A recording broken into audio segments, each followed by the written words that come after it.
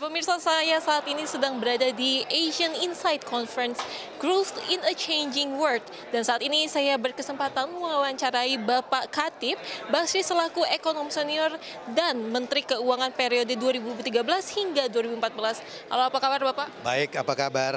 Alhamdulillah baik. Bapak izin bertanya, mungkin menjelang 2045 ini kan saat 20% penduduk Indonesia diperkirakan berusia lanjut ya Pak.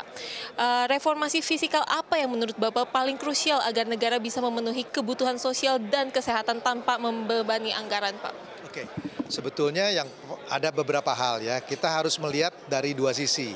Satu dari sisi penerimaannya, karena kalau beban negara meningkat itu kan harus dibiayai. Jadi saya melihat misalnya reformasi di dalam pajak itu menjadi sangat penting, bagaimana meningkatkan tax ratio terhadap GDP.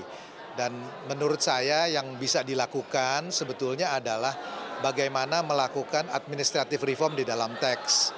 Ya, saya pernah bilang misalnya membangun kantor pajak Madya, medium size tax office ya. Kemudian juga perbaikan di dalam governance, atau juga berbicara mengenai penurunan dari threshold ya. Jadi itu di sisi penerimaannya. Di sisi spending adalah bagaimana kemudian memastikan bahwa belanja itu dialokasikan kepada sektor yang kualitasnya itu baik. Nah, misalnya targeting itu menjadi sangat penting. Kalau kita kemudian mau bicara bahwa kebutuhan perlindungan sosialnya banyak ya, jangan sampai kemudian bahwa spendingnya itu mistargeting.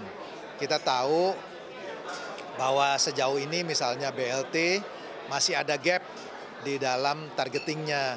Jadi itu harus, kalau menurut saya nanti government technology, AI, digital itu akan sangat membantu untuk targetingnya menjadi jauh lebih akurat. Saya kasih contoh lagi, PLN itu punya data by name by address. Kalau listrik itu non-transferable, sebetulnya bisa dilakukan seperti BLT, tapi dalam bentuk electricity bills. Jadi hal-hal seperti itu, perbaikan di dalam targeting, akan membuat ruang dari fiskalnya ada, dan itu beban dari untuk masalah sosial ke depan itu bisa dipenuhi oleh pemerintah. Baik Pak, terima kasih atas waktunya untuk CNBC Indonesia. Sukses dan sehat selalu Pak Khatib. Terima kasih.